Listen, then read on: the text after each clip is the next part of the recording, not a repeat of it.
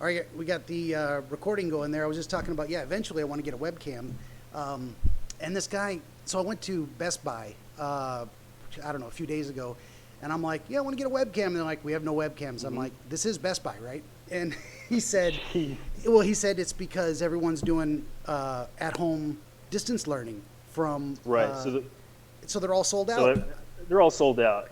Yeah, I had a similar incident at Best Buy with just laptops in general. They had like 2 left in stock. And of course, because of COVID, you have to actually set up an appointment to get into the store like a day in advance. Wow. What, if you're okay saying, what area are you in? I am actually in Oregon, Central Oregon. Central Oregon. Okay. Well, you're getting I'm in Portland. So you're getting the fires too, huh? I'm braving the fires. Jesus. It's pretty bad. How close is it to your house? Thankfully, we're only getting mild smoke here, but I have family members who have been directly impacted by the fire, and it is,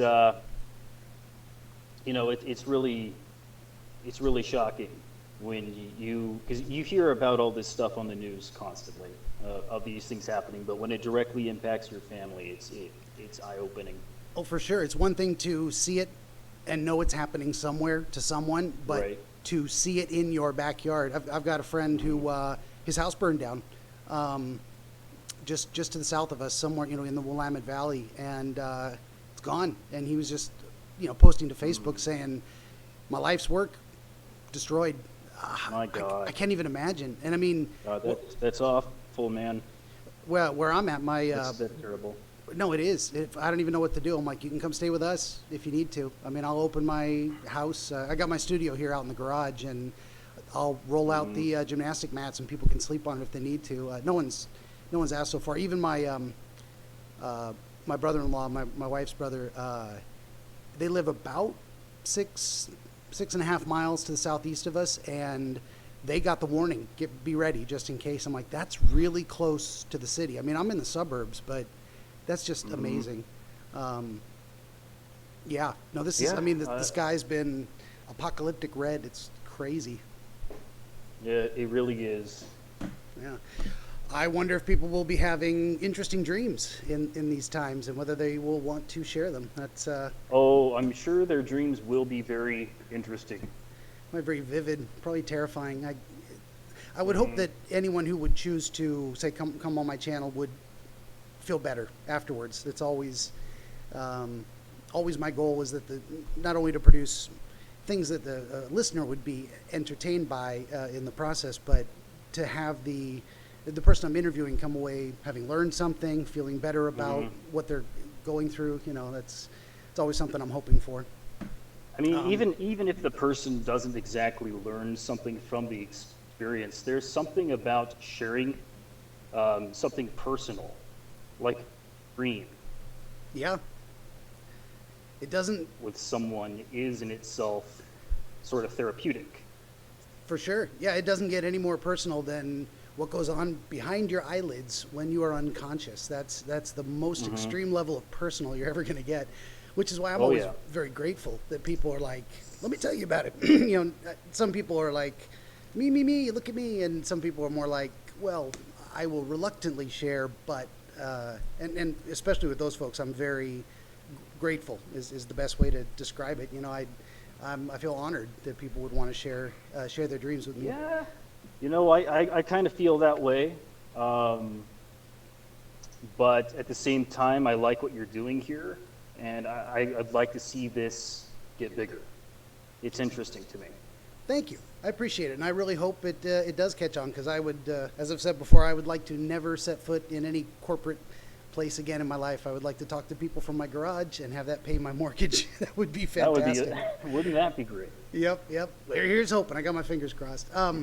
So what are we at? Like 4.5 minutes in on an introduction, and we can roll around to the actual dream content. I saw what you posted there, and so anyone who's interested can go to the Discord channel and see it under Share Your Dreams. And you posted images. I'm not going to reference that while we're doing this, but I did take a sneak peek. I usually like to go into a blind, but I couldn't resist. And it is I apologize. fascinating. I wasn't exactly sure if I was going to follow through with the interview, so I thought, oh, well, what the heck, I'll go ahead and I'll just post it here, and maybe he'll do it, maybe he won't. Yeah, and if you or anyone else listening is not comfortable doing a live chat, that's fine, or a recorded interview, post it to the channel, and I'll give it a go. I'll give my impressions on it, but I didn't do that this time since it looked like we were actually going to talk. So just for initial context, how long ago did you have this dream? I'm sorry, could you repeat that? Oh, yeah, sorry. Just for a little initial context, how long ago did you have this dream?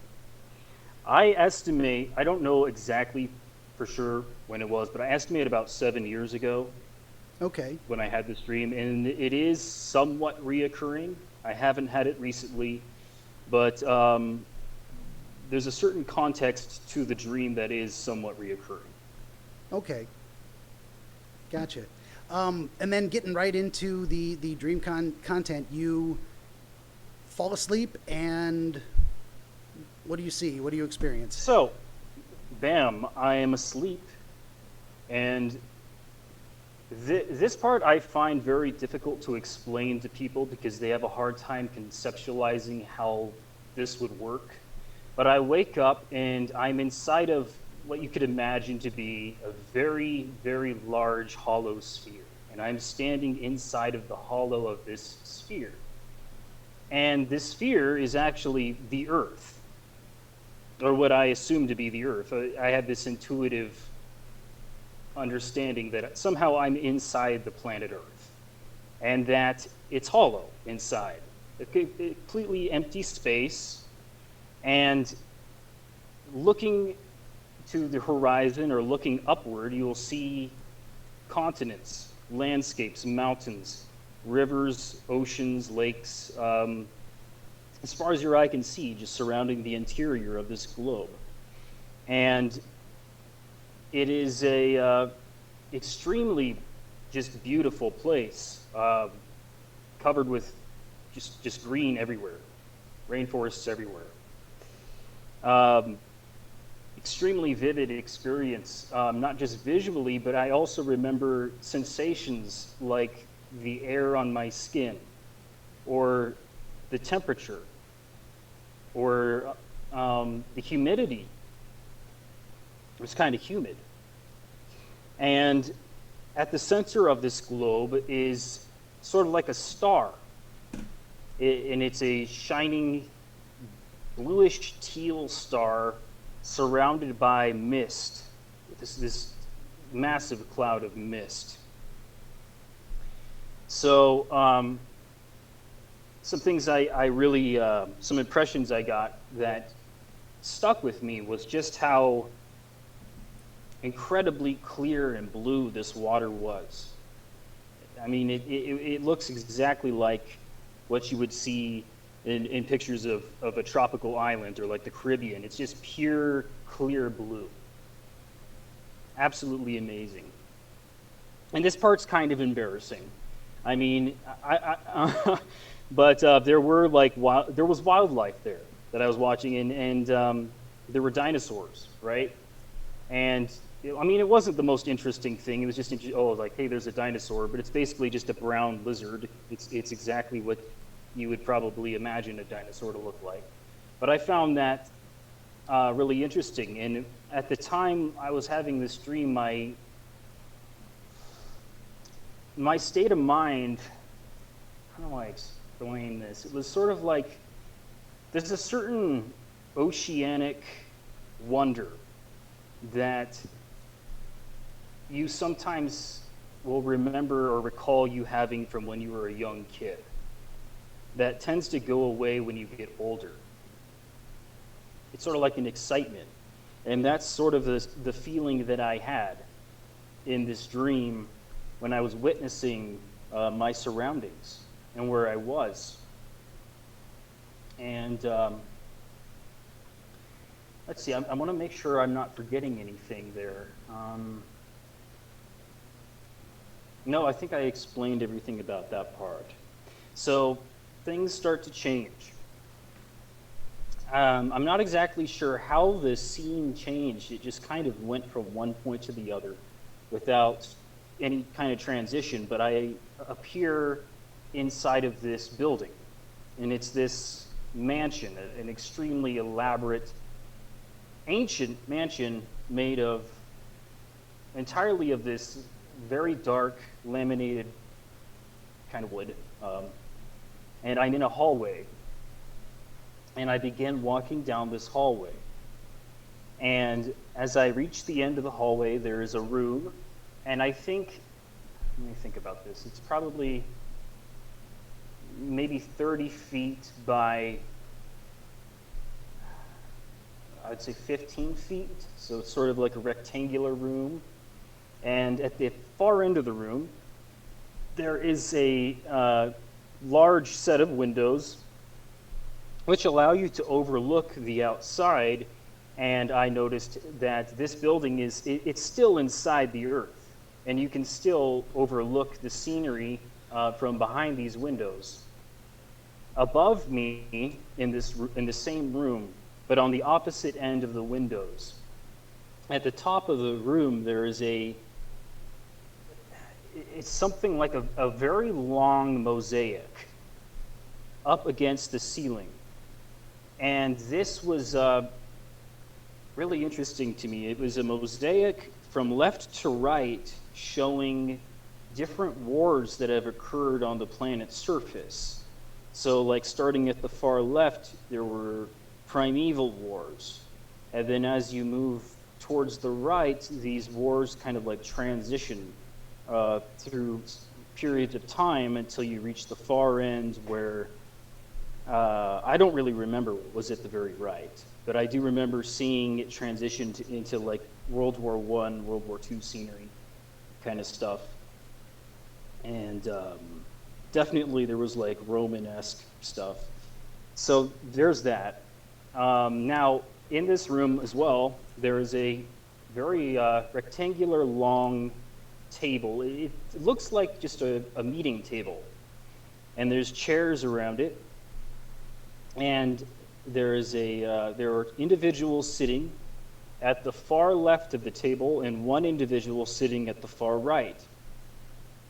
The two individuals sitting at the far left appeared to be elderly gentlemen, pretty old. Possibly, I would say maybe even in like their 70s, 80s. They looked like businessmen. They were wearing very fancy business attire. And one of the individuals stood up. He had I come from a Hungarian family. So I kind of am able to identify Hungarian traits. This individual had very, very Hungarian traits. He was, I would say, maybe like 5'6". He wasn't that tall, but very old. He walked up to me and shook my hand. He asked me for my name and asked me, "How did you get here?" And I told him my name, and I told him, "I don't know." And at this point, the individual at the far right of the table stood up, and I looked at him, and what was odd about this person was that he was wearing a very strange set of clothing. The closest thing in my mind that I can relate this to would be the garments worn by the Jewish high priests, or at least the Hebrew high priests. It looked exactly the same as that, but instead of being made of fabric, it was made entirely of a dark, thick leather, very dark brown. And if you look at pictures of the Hebrew high priest, he always has this kind of chest plate that he wears with these certain gems in it. And he also had this, but it was made of leather, and it was no gems, just the chest plate. This individual had, he was much younger than the other two, I would say in his late 30s, maybe even mid 30s. and had dark brown hair parted to the side and a very striking facial features, a gaunt face, deep set eyes, brown eyes, and he asked me if I was going to acknowledge him. I'm not exactly sure if he said it in those exact words, but the meaning of what he said was basically, "Are you going to acknowledge me?" And for some strange reason, I looked at him and I smiled. And I'm not really sure why I smiled. I just felt compelled to. And it was at this point that the dream ended. Okay.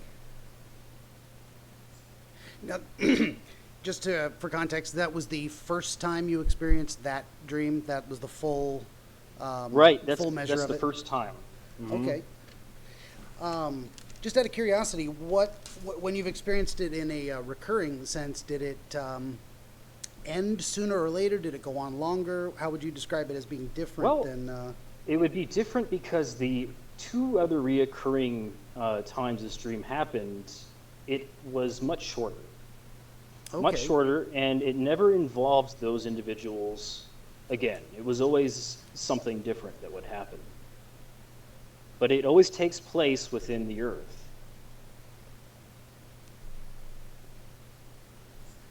And interestingly, it always seems to look the same. The same setting, but just those particular people are gone? Yeah, it's just different things happening in the same setting. Okay. Does that setting include going into the dining hall or the meeting room, but the people are gone? No, actually, it would not include the dining hall or the mansion at all. Okay. It would include basically, it would be like being in the same location as far as being within the earth, but maybe being in a different area where something different is going on. Okay. Almost like you couldn't accidentally find your way back there, or randomly be drawn back there, however you got there in the first place. Okay. Because I don't know how that happened. There was no mental effort on my part to make that happen. It just did. Sure. So so your recurring experience of the dream, you're inside the same holosphere. And, right. And it's the Earth, and you're looking out from the center to see kind of almost a reverse image of continents and. I'm looking out from the side, almost like a beach ball, and you're inside the beach ball, but you're walking along the inside of the beach ball, or like a mouse walking inside of those little balls they make for mice, you know? Yeah, like a hamster ball. Yeah. Okay, that would be one of the we're already right into it now. So phase 1, you just tell your story, I don't interrupt. Phase 2, I start going back through the details and asking for more details. So you wake up inside. Do you have an experience of suddenly you're standing there, or literally do you, as if awakening, you are laying down, you open your eyes? What is that like? I'm just standing there. Okay. Yeah, I'm just standing there. And no sense of how you got there, that you traveled there? No. It's just a sudden, what would be the word for it? Like materialization. Right. Okay, just standing there. And so I kind of imagined, and this is why I go back and ask for details, because I kind of imagined you, say, floating there, looking, as if floating somewhere between the center and the inner surface, but you actually wake up on that inner surface, and so you're standing on the inside where your feet are pointing towards what would be the outside. Okay, that's the interesting. ground. Yeah, the ground. Inside of the ground. Yeah. Inside the ground, upside down. And when you awaken to this, to suddenly being there, was there a delay in how soon you recognized where you were? No. Was there a moment of confusion, or you were just... Oddly, I It was almost like I had been there before, but I hadn't. Never had this dream before. So there was kind of instantly a sense of familiarity. There was no disorientation, no moment of what's going on here. It all seemed perfectly comfortable, perfectly normal. Yeah, I mean, I understand how weird that may sound, because normally, yeah, you would be disoriented in a new place, but it seemed to me that it just never crossed my mind. Sure. And I try to stay away from things that are normal and abnormal, because dreams are just fucking weird. So and it's more important, I mean, and no criticism of you, but I would never describe anything as absolutely normal or abnormal, but relative to your experience. So in your experience, in this dream, that's what it felt like, and that's just the truth. That's just what you experienced. So that's always the right answer, whatever the truth is. Okay. Yeah, for sure. But that's why I asked the question, because some people might be, well, I don't want to assume, and the better I get at this, the less assumptions I'll have about things. I learned that lesson recording my last interview. Is I made a couple assumptions that left me not asking important questions, I think. Oh, I see. Yeah. So I like to. Hopefully, I'm more awake now than I was earlier. So I'll be a little bit a bit more attentive to those details. I'm chugging the coffee too, man. Oh, for real. I got to keep drinking this water here. There's no air conditioning in this garage, so I got the windows open and they're just blowing the fire smoke in. It is what it is. Okay, so refer back to my notes. So you're describing it as the inside of a hollow kind of beach ball looking thing, and it is the Earth, and there's nothing but empty space until you reach that, or until you observe that there is a center, and around that center is a mist, but there's nothing in between, just kind of empty space. Yeah, it's like a mist, and this mist surrounds the sun, and you could imagine this sun being like the core of the Earth, the very center, and it sort of just floats in the sky, and this beach ball that I described surrounds this sun. So in between the inside of this beach ball and where the sun is would be considered the sky. Do you remember having a sense of what that sky was made of between what you were standing on and that star in the mist? Was it air? Yeah, I figured it was just air and water. It was very humid, and the mist, it looked just like mist you would see it on sprayers at restaurants to keep you cool. Just water mist. Humidity. Okay. And you remember feeling at the time that because what you were looking down at underneath your feet, this kind of reverse image of the Earth, the surface of the Earth, that it was beautiful. You had a feeling of experiencing something of beauty. Yeah, it appeared to me to be absolute paradise. And it also invoked sort of like a emotional feeling of being in paradise as well. A sort of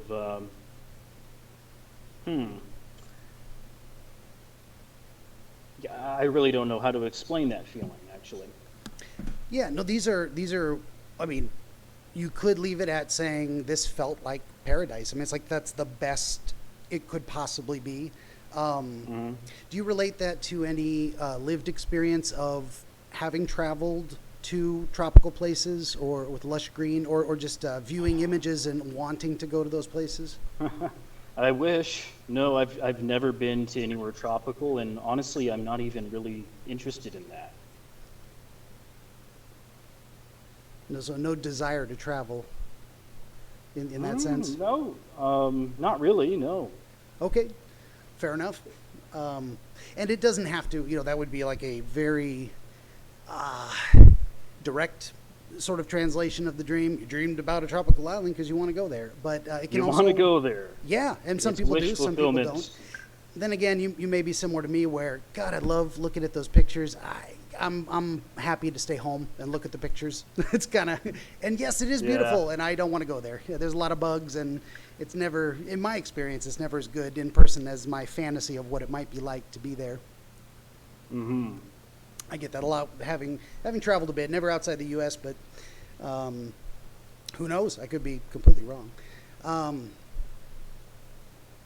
Looking up, do you remember an urge to look up, or you were just scanning your surroundings? What drew your attention to the core, to the center, to the star?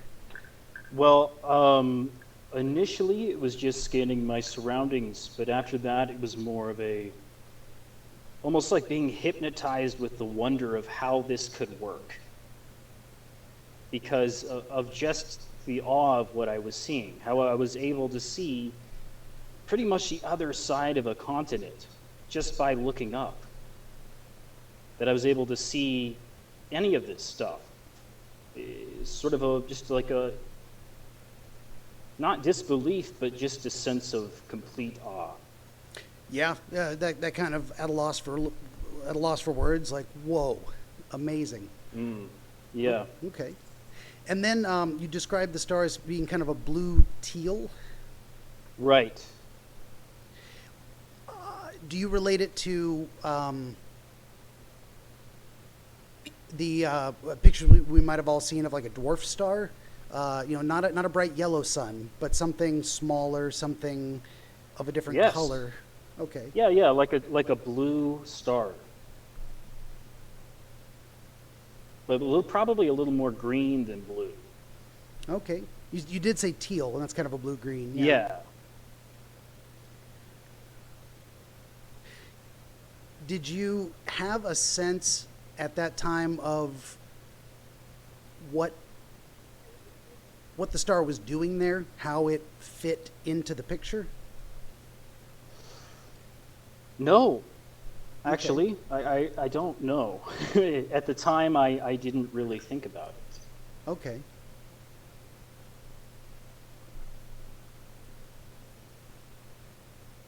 Did you have any sense of the mist? You said it was kind of like just water vapor? Yeah, it was like an etheric, flowing mist of water. That's actually a good point. You said it was flowing, it was moving. It wasn't just hanging there? Mm-hmm. No. It was sort of very slowly spinning around this star, very, very, very slowly. And just to clarify again, your sense was it was just normal water, but it was kind of vaporized because it was near the star, and it was just kind of slowly swirling. Yeah, just hanging out up there, just kind of flowing around. Okay. Did you get a sense that it obscured your ability to see the star clearly? It obscured me from probably seeing the star as well as I could, but the light was still prominent enough, like you could definitely tell, you could definitely see what was behind it. Okay, so you could see through the mist, and even looking, say, through the mist at the opposite side of the inside of the beach ball, you could also see that over there. Yeah. Okay. Other than that sense of awe or wonder, just in general, with how amazing this visual was, I think I already asked, but just to pick at it one more time, the star wasn't doing anything else. It just hung there immobile, shining. Right. It just hung there, and it was just being a star. Okay. And did you get a sense of feeling radiation from it, like when you stand in the sunshine, you can feel sunshine on your skin? Yeah, no, that's another sensation I forgot to bring up was, you know how, normally if you're in a place with a hot climate, you can feel the sun on your skin. It feels intense. Yeah. But in this case, it wasn't that way at all. I didn't really feel any kind of intensity from the light. It was just kind of like just the perfect amount of light. Okay. And did you get the sense that star being present was why you could see what you were walking on the inside of the beach ball? Oh, absolutely. Yeah, it was Okay. like As if it the light source. Yeah. as if it wasn't there, you'd be in the dark. Yeah. Okay. Okay. Um, looking back through my notes. Oh, and you described seeing wildlife, and so I know you mentioned dinosaurs, but what other creatures may have been present on the outside of the beach ball, under your feet? Oh, fish.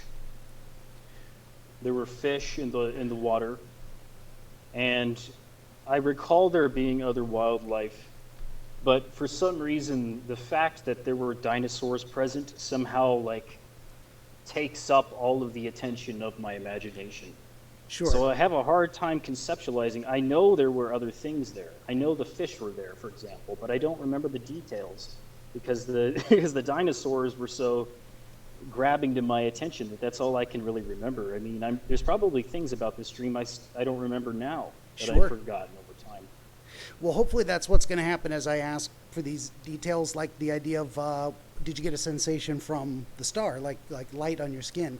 Hopefully I'm sharp enough to catch those things and kind of poke at them a little bit. Maybe not. Yeah. Maybe I'll go to the debrief on this and I'll realize I should have asked about that shit. And you can always go back to the video comments and respond. If I miss something, you're like, yeah, that's that thing. This is what it meant, or this is what I experienced. We can have an ongoing dialogue on that. It is interesting, the dinosaurs, because that suggests to my mind that you are if you are inside the Earth, and you said that that's the impression you had, that this absolutely was the Earth, then you're seeing dinosaurs on Earth, but that must mean you are also in the past when dinosaurs existed? Yeah, I mean, it was a very primal, primeval kind of a place. It seemed like a rainforest, you know? Well, that's the other thing. You didn't describe seeing any kind of humans or civilization whatsoever? Not in this particular instance. No, in this dream, the In other only dreams? humans I saw were at the building that I appeared in later. Okay. No humans until you got inside the building. That's also interesting. Just one of those details of like, part of what I'm trying to do is get in, look through your eyes, get inside your perspective on this, and as much as possible draw myself a complete picture, so that almost a visual image in my own head of what you are seeing as fully as I possibly can. So these are the things. I wonder what I'm feeling. I'm there inside you and what's going on. So that's a lot of what I'm doing. Okay. So seeing these things, you described having been a child, say, in real life, and having this sense of oceanic wonder. Does that relate to a personal experience you had, say, the first time you went to the ocean and saw it?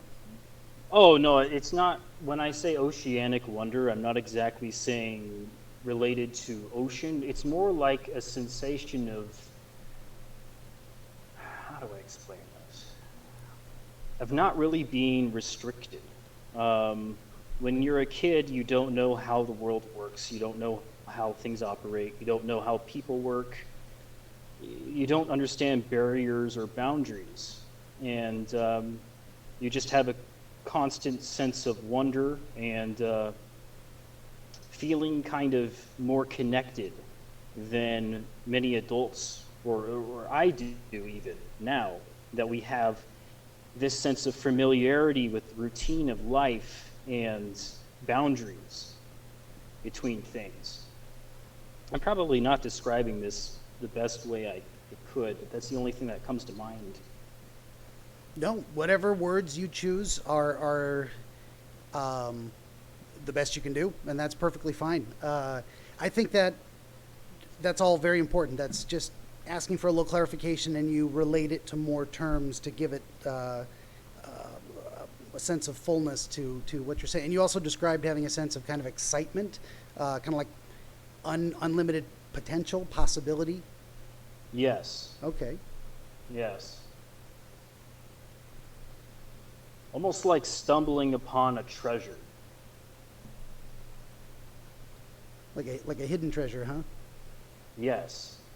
And you can imagine how excited you would be about the infinite potential of discovering something that was hidden or maybe in a place that was insignificant but turned out to be completely life-changing.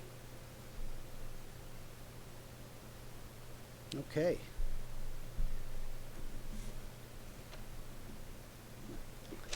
I think that's good. And that was just, what was it? What was your sense of the amount of time that elapsed in the dream? Did you have a sense of time for that specific portion where you wake up, you have this experience of seeing where you are, and just the period of time that took place before that and the transition to the next step? That's a difficult question. You may not have an answer, and that's okay too. Relating Sometimes- it to time, I mean, Did it I feel think, like okay, if I short- had to relate it to time, it was not that long at all. okay? Maybe just a few minutes, or even less. Like, I guess with all the sensory input, it would make it feel like it was a long period, but it actually wasn't. I would probably, if I had to give you a straight answer, I'd Yep. say maybe 2 minutes. Okay. You didn't have to be that specific, but that's fine. Yeah, I was aiming for, but that's a perfect answer.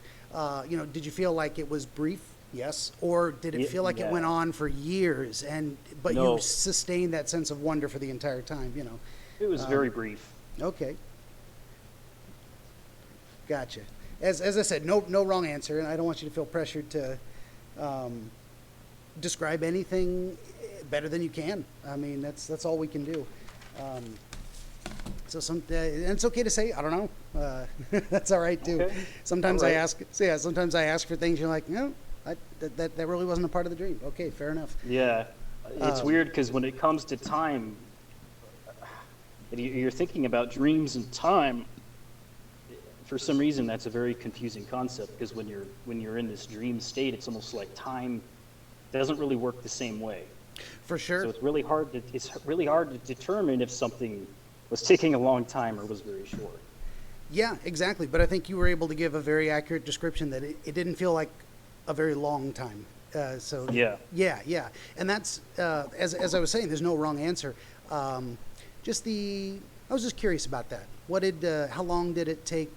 What was the subjective experience of time? And I've spoken to people whose dreams changed time signature. I don't know if you're familiar with music at all. You go faster, slower, etc. And sometimes their experience of time is very long. Time moves very slowly in some sections, and then faster in others, almost like they're fast forwarding it. That can be relevant or not. Okay. So there's that. When you're in a completely immaterial realm of imagination, anything can happen, and it's all true, even if it isn't real.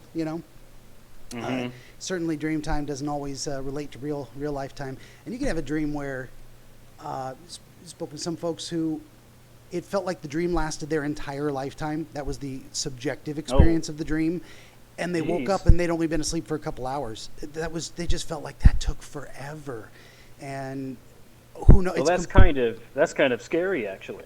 Well, Especially if it's not a good dream. Yeah, it wasn't a bad dream for that person, but it did just illustrate that point that it has absolutely no one-to-one correlation to how long you were asleep. It's your brain's not ticking off a metronome. Anyway, that's kind of tangential stuff. So the transition to suddenly being present at the mansion. Can you describe that a little bit more? There was a transition, or you said there was a scene change without a transition, almost like a teleportation. Yeah, like a teleportation, and it worked basically the same way as when I was first aware that I was inside the Earth. I just kind of, pop, you're there. Okay. Did you get a sense of where the mansion was in relation to where you'd been standing, or the star, or the inner surface of the beach ball?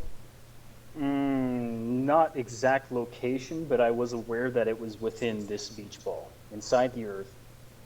And when we get on later to the windows, I could actually look out those windows and verify kind of that I was there. You could see some of the scenery through the windows. Okay. Were you able to see the star from inside anywhere? No, I wasn't able to see the star. Mostly just the landscape. Okay. And you didn't have any specific sense of where on the inside you were. You just knew that the building you were in was somewhere on the inside versus on the surface? Right. Okay. Yeah. Okay.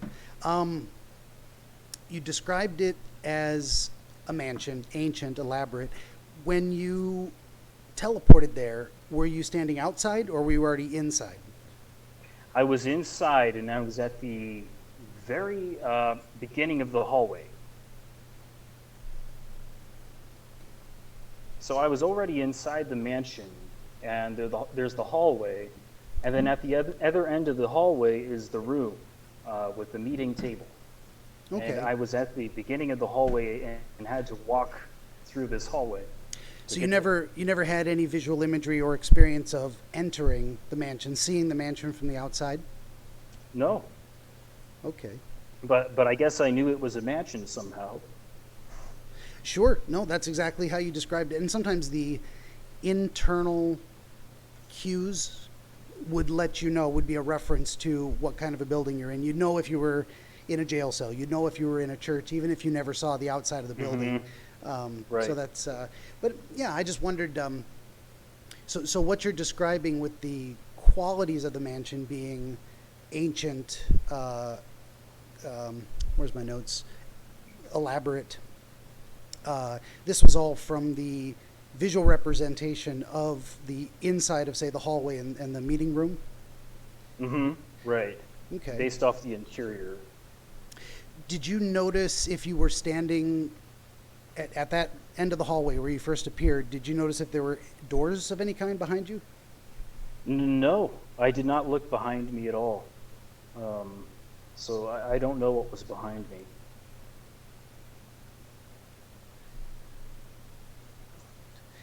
And can you, what did you say the distance of the hallway was? The length of it? The length of the hallway. Yeah, not precise, just was it rather short? Was it very long? It was short. It was a little shorter. It wasn't that long. Okay. So, and you described being able to see this meeting room at the end of the hall? Mm-hmm. Right. Were there doors to that meeting room? And were No, the no doors doors. open? Okay, no doors. No. So just the hallway emptied out into another open room. Yeah. Do you remember any experience of what was in this hallway? Were there pillars? Were there suits of armor? Was it just bare walls? It was just bare walls. It was just dark wood, bare walls, and on the ground was a carpet. A long carpet that matched the same kind of rectangular shape of the hallway. But it didn't go wall to wall. It was definitely like a walking path type carpet. Yeah, like a walking path. Do you remember anything about the carpet, the texture, the color? It was a dark maroon with some kind of black patterning on it. Patterning? Yeah. I'm not exactly sure what kind of patterning. It seemed just like a typical kind of carpet patterning, I guess, of some sort. I didn't put too much attention on it. No, fair enough, and it may not be relevant. I just love getting into these little details. You said so it was a dark kind of maroon and then a black pattern. Did you remember things being circular, square, diamond, squiggles, just a repeating checkerboard? Square. So the carpet itself was maroon as its base, and there was like an outlining black around it. Kind of like a black border? Okay. Yeah, like a black border. And then inside that border were more black patterns that were more, maybe, I don't want to say floral, but kind of like how people make sort of like branch and flower patterns and things like that in carpets. Okay. Very decorative. Very nice. Very nice. Do you remember your experience of walking down the hallway? Putting one foot in front of the other? Do you have any sense of that? Yes, but it seems like I remember that, but it was like I walked and I was there. So I didn't even really walk down the whole hallway. I just took a step and then I was already through the hallway. Okay. Do you remember what you were thinking or feeling at the moment you took that step, or just prior to taking that step? Did you have the experience of immediately knowing where you were and where you needed to go when you entered the hallway, or was there a moment of getting your bearings? No, I feel like I knew kind of where I was going. Okay.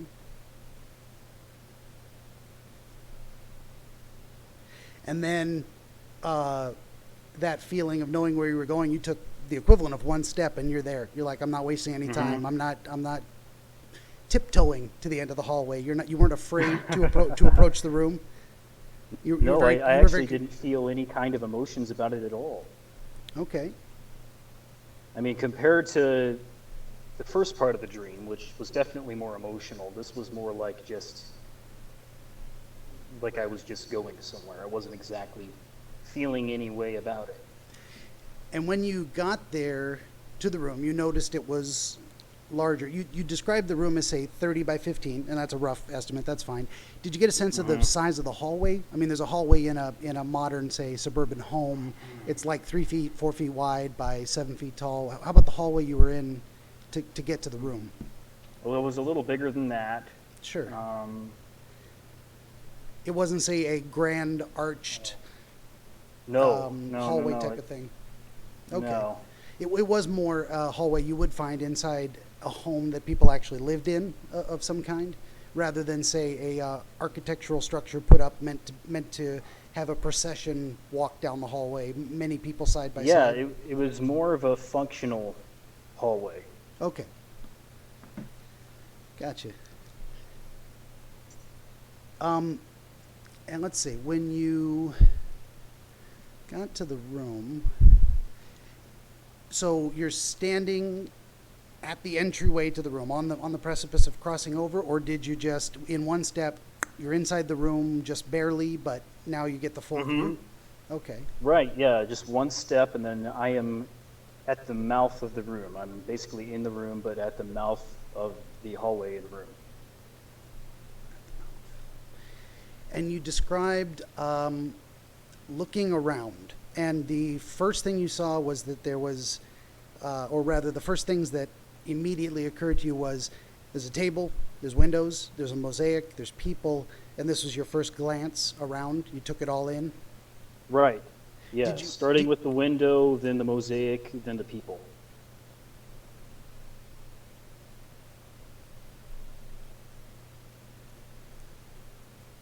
Okay. So starting with the window, this is, it kind of feels like a getting your bearings type of thing. You're like, oh, I can look outside and find out where I am. And you realize I'm somewhere on the inside of the beach ball. I can see kind of what I was seeing before, or at least something that gives you that reference. When you looked out the window, did you, apart from just the visual of the interior surface, did you also see more animals and dinosaurs, or was it now devoid of living things? From this perspective, I really couldn't see anything living outside. I saw the trees and plant life, and it was obviously still light out, but I couldn't see, from that vantage point, I couldn't see the sun, the star, I guess. The window, okay, so this window was very large. It took up most of the wall, and it was located behind the table, so I couldn't exactly walk up to the window and look out. I was sort of looking out this window from behind the table. Okay. So the table was, so just to get my visual imagery right, you're at the end of the hallway. Hallway's behind you. You're now at the mouth of the room. You've entered the room, but the intersection of the walls is directly behind you, and you're taking in the vista. Were there windows to your left or right, or just one big window at the very back? One big window right in front of me, behind the table. And so the table is also in front of me, and I'm kind of looking past it at this window. It's behind the table and the people. Okay. So your eyes are drawn immediately to the window, and then you notice that above the window is the mosaic, kind of on the ceiling. Yeah, it's next to the ceiling, and the mosaic is actually not by the window. It's at the mouth of the room where the hallway is, but it's still inside the meeting room. It's right above the entryway. On that wall would be where the mosaic would be. So I would have to kind of turn around and look up. Yeah, that's what I was going to ask. Did you have a sense of turning around to look behind you in the dream? Yeah, but just at the mosaic. I didn't look down the hallway. Okay.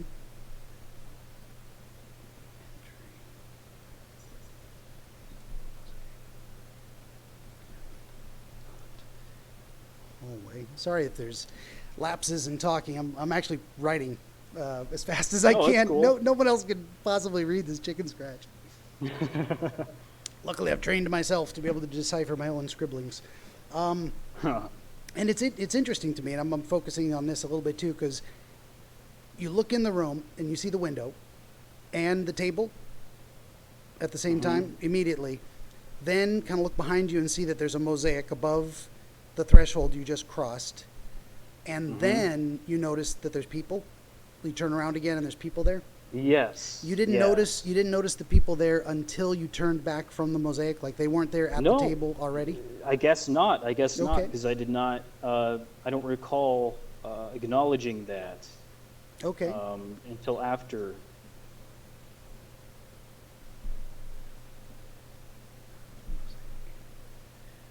I don't know if it's relevant, but that's interesting. I like to get into the sequence of these things, because sometimes the order of events has meaning.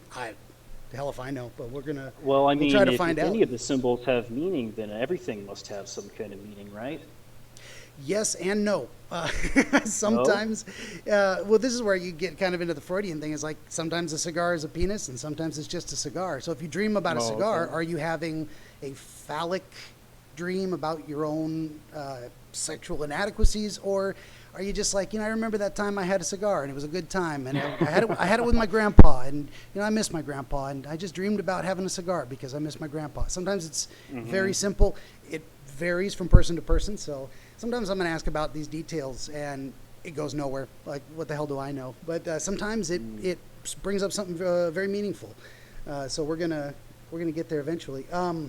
Okay. Yeah, or not. Maybe we'll go in circles and we just had fun talking about it. That's okay cool too.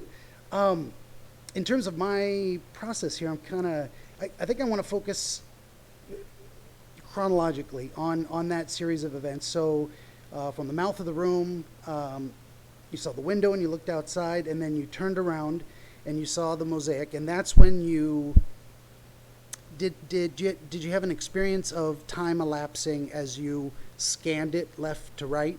Do you have a sense that you took your time to really process what you were seeing? Yes. Yeah, okay. And I think it wasn't a very long period of time, but I felt like this was an important thing to observe. I felt like I needed to see this for some reason. It was important. And you said you described seeing, from left to right, it was a mosaic of battles, wars, conflict? Right.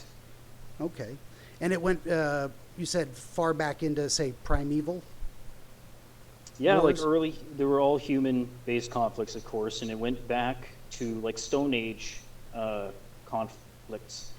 And as you progress to the right, these scenes, they're not like individual scenes, they sort of merge together. So it would be like for example, the scenes with World War I and World War II, there was no border between those two mosaics. They kind of just sort of flow together from left to right. Okay. Almost like one continuous, unbroken picture, almost Yes. like time itself flows one event into the next. Mm-hmm. Did you get a sense that the events were connected in the picture? Like, because this one happened, then the next one happened, then the next one caused the next one. Some kind of causal relationship? No, it seemed like in the way that it was flowing together, this was all occurring almost like at the same time, but you could differentiate the different parts just by looking at the people and the scenery of the mosaic, and what they're wearing or what they're fighting with. Okay. Did you get any sense of motion from the mosaic, as if you were looking into live events, or it was all No, it was stationary? it was all station. Yeah, it was Okay. stationary. Fair I enough. could definitely tell it was like an art piece. Okay. Art piece. Gotcha. And then, so it went from primeval, like proto-human primates beating each other with bones, all the way up to more recent wars. And it ended on the far right, somewhere around World War I or II. It went beyond that. It But did? I actually, yeah, it went beyond that. But I don't remember what was there. It just blanks my mind. I know it was continuous, and there was more substance to it. I just really can't remember the content of it. It's sort of just like a blank in my mind.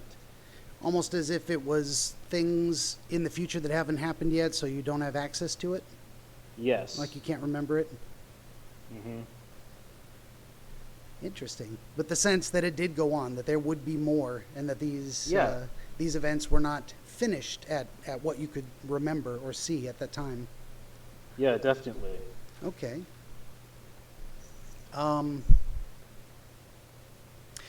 And then you turn back around, or you have the experience of turning around, and that's when you see at the table there are people. Hmm.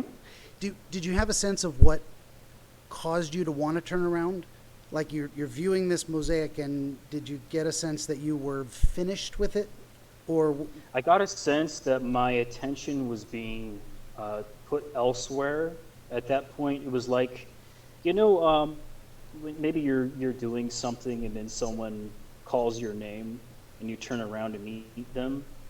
It was like that. Like at that point, I knew there were other people in the room, so I turned around to address them. but you don't have a sense that someone actually called out to you or No. tried to get your attention? No. Okay. Mm-mm. Kind of like an unspoken demand for your attention, a summons of a I kind. guess, yeah.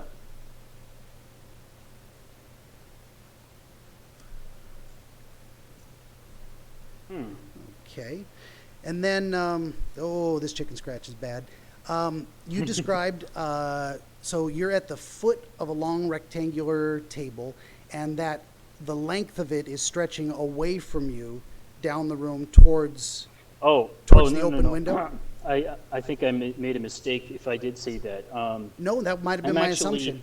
So I'm not at the foot of it. The length of it is at my sides. I'm actually kind of at the width at one end, right in the middle. Well, not in the middle of the table, but I'm standing on one side of the table, the rectangle that is wider. And, So the room itself is not a rectangle that stretches 30 feet away from you, but 15 feet away from you and 30 feet across from side to side? yeah, exactly. Okay, gotcha. I had a completely different mental image. I'm glad you cleared that up. So the idea that this That would have been a small mosaic. possibly, or it could have been a mosaic irrationally large for the available space. It could have been a mosaic that stretched the entirety of human history and fit on about a 5-foot chunk of tile. It could have been. Who knows? Well, that works. Yeah. I mean, dreams don't have to make sense. It doesn't have to be something physically possible in order for it to occur, which is Definitely one of my favorite parts. I love flying dreams. I don't have them very often, but I still remember them. You and me both. So that changes my visual concept of the window. And you said this window in the back of the room there pretty much took up the entire chunk of the 30-foot. Oh yeah, it was very wide. Okay. Well, that's a much bigger view of the outside. Instead of, say, a large window that took up a 15-foot wall, it's a large window that takes up a 30-foot wall. So that's a much better representation. So so we've got the table, and it stretches left to right. Did you have a sense of the size of the table and the space? I'm sorry, could you repeat that? Sure. Did you have a sense of the size of the table in the space? Like, did it almost completely fill the room, or was it just proportional? It almost completely filled the room. There's probably just enough space around the table to walk around to chairs. Okay. There's very little room to walk around.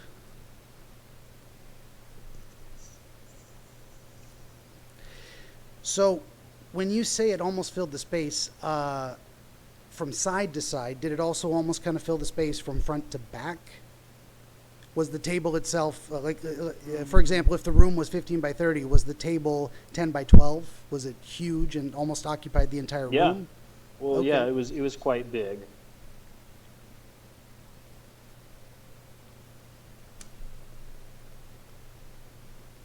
Do you recall seeing anything on the table? No, nothing on the table. It was just a plain wood table. Well, not plain. I mean, not plain and simplistic. It was obviously it was some expensive table, but there was nothing on it that I can remember. You imagine or you remember it being a table that looked like it belonged in a mansion. It was of a high quality. Yeah. Okay, but there were no objects on the table. It was a completely empty surface of the table. Okay. And then you became aware that there were people in the room, and you described some people sitting on the left and then only one person sitting on the right? Yes. And you became aware of the people on the left first, or you became aware of all of them at the same time? I became aware of the people on the left first. Okay. And you described them as older men, maybe in their 70s or 80s, so gray hair, wrinkles, that kind of thing? I actually don't remember the hair on the second one, but the first guy was bald. Okay. Not completely bald, but definitely balding. And how many of them were there again? I'm sorry, you cut out? Oh, how many people were there total? 1, 2, 3, 7? There were 3 people total. But at this point, I'm only aware of 2. Okay. So there was a first man, and he looked like he was balding, but old. Well, they were all older, 70s or 80s, so they'd been around a while. The second man, you don't have a sense of his physical appearance, other than all 3 of them were wearing kind of well-tailored business suits? I have sort of a gist of his physical appearance, but not details, because I didn't really directly talk to this man. He was kind of just sitting there observing. Okay. And then that was the third man who you don't have a sense of. The second man. So yeah, right now it was just the first and second man, and the one I talked to was the first man, the balding older man, and then the second older man is sitting down on the left with the first older man. The third man is at the other end of the table, on the right. Okay, so there were a grand total of 3 people in the room. 2 of them were on the left, and the third one was on the right? Yeah. Okay, that's gotcha. I thought there were 3 older men in their 70s on the left, and then the one man on the right. So there were two men on the left and one on the right. Yeah, Gotcha. two older men on the left. The man on the right was not old. He was a younger man. Okay, but just staying with the older man, you said you had some kind of an interaction. You said one of them stood up. That was the first man that stood up, the balding man. He stood up and approached you. Okay. He approached me and shook my hand. Kind of just a greeting. When just before you got up, did you have a sense that he was surprised to see you? Like he was not expecting you to be there? Yes. In fact, I felt that they were confused that I was there. Okay. And I didn't really have an explanation. Okay. Did you, when you noticed that they were surprised or confused, and you felt compelled to give an explanation, but you didn't have one to give? Mm-hmm. Okay.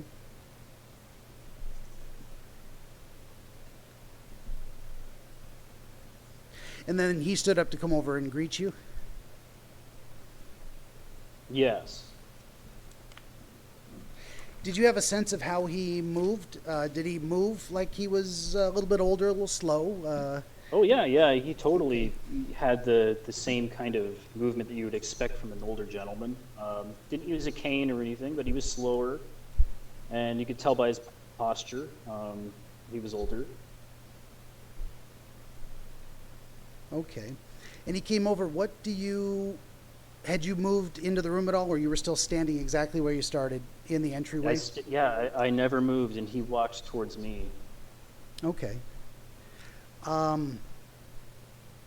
What do you recall about the handshake?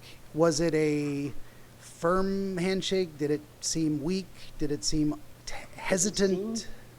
It seemed kind of weak, but it was, it wasn't a unfriendly encounter. Okay. Did he go for the two-hand clasp or just a one-handed? No, just the one-hander. Business-like. Pleased That's to right. meet you. But it was welcoming. Mm-hmm. Yes. Okay.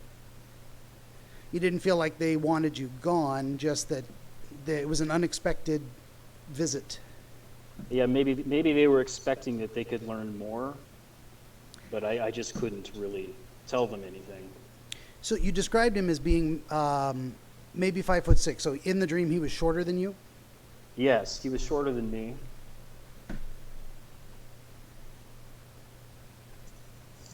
Okay. And then the other man who was sitting down, you noticed he was there, but did he do anything that you're aware of? Did he have any reaction to the greeting? Was he paying any attention to you at all? No, I think he was just observing. He was just kind of silently observing. Okay. Just silently observing. And this man who approached you, so you had the immediate sense they were surprised, unexpected visit. He came over to greet you, and he just flatly asked, "How did you get here?" Well, yeah, first he asked my name, which I told him. And then he said, well, what are you doing here? How did you get here? In a way that insinuated that that's not really possible, I guess. And I just told him I don't know.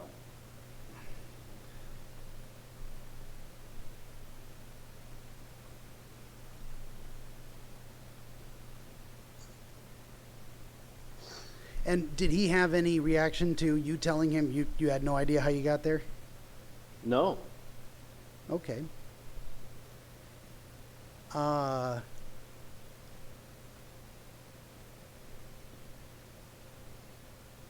to decide what to ask. Did the handshake last for any duration, or it was just kind of a couple of pumps and he put his hands back down? I actually don't even think it was like a pump handshake. It was just the kind of handshake you would expect to get from an old dude at church. Just kind of clasp hands, and there you go. There's the handshake. And then he immediately turned to asking questions. At what point did you? No, I think going back to my notes here, you said it was then after you answered the question, I don't know how I got here. Then the man on the far right, he stood up, and that's when you noticed him, or that's when your attention was drawn to him? Yes, immediately. As soon as I said I don't know, that's when he spoke and he was standing. So I actually didn't see him stand up. When I noticed him, he was standing, and then he spoke immediately after I said I don't know. Okay. Did you get a sense of what he was thinking, or what he thought of you when you announced that you didn't know how you got there? I feel like it was, I didn't feel negative about it, but I felt like there were things not being told to me. They were hiding something. Okay.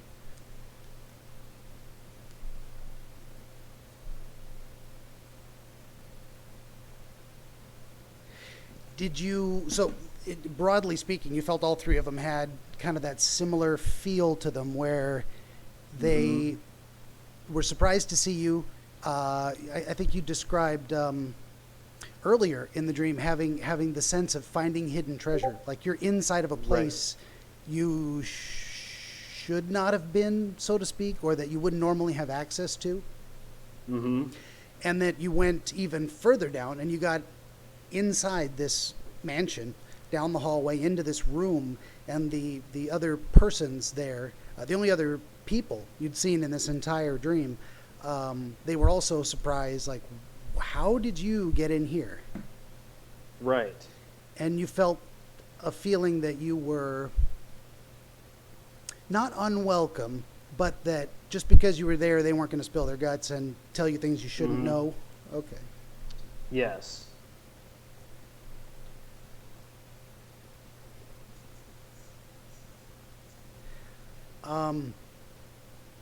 You described this man as being much younger than the businessman. You said maybe in his 30s?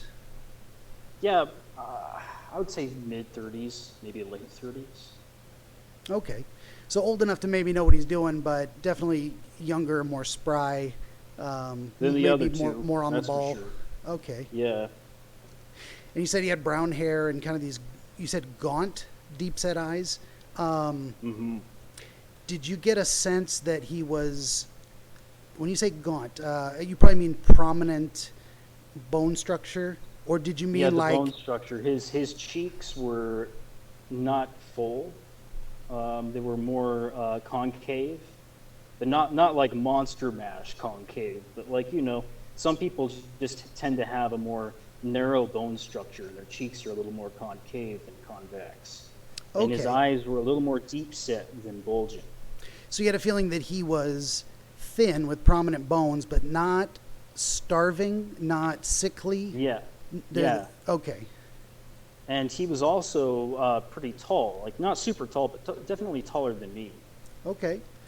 So the two men on the left, the businessman, old, kind of stooped posture, shorter than you, then this other person who was, if you were to, and it may not relate, but if you were to give yourself a height and give the younger man a height, what would you estimate? I would estimate the younger man was definitely about 6 foot, 6'1", 6'2", maybe. Okay. So just I'm just not tall all that enough. tall myself. I mean, he wasn't a giant. He wasn't towering over you. Just a little taller. Just a tall, thin guy. Okay. Yeah. And you said he was wearing what you have seen before, or what appeared to you to be the garments of, say, a Jewish high priest from some historical record. Yes. But they were Looked different. exactly like that, but it was absolutely different, and typically these garments are made of fabric, but this was all very thick brown leather, very shiny. And you described that, say, a typical historical garment like that would have gems on it. It would be adorned in something valuable, but his was very plain, just the dark leather. Mm-hmm. Did you have the sense that he was that the outfit was meant for protection, as if like armor? No, it seemed to me that this was more of a religious, ceremonial outfit of some type, and that he was playing this role.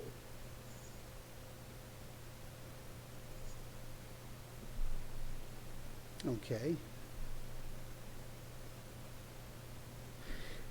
So the fact that he was wearing the garments meant something, as opposed to if you had seen him without the garments on, that he would have been, he was there, you said playing a role. He was there for a specific purpose, fulfilling some specific function? Yeah, like that. Maybe that was his job. Like he was some kind of a priest or something.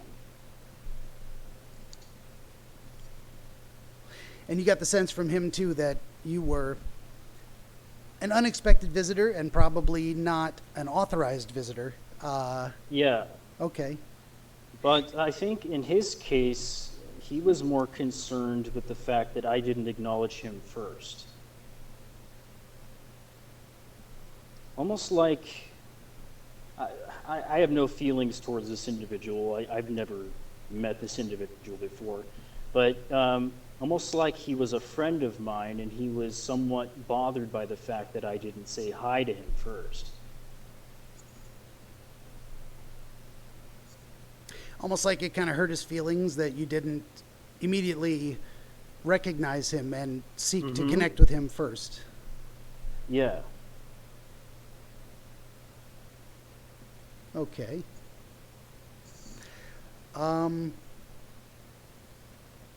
So he asked, and as far as you can recall, the exact words or something to that effect was, "Will you acknowledge me?" Yes. Or why haven't you acknowledged me yet? Why didn't you turn your attention to me first? Mm-hmm.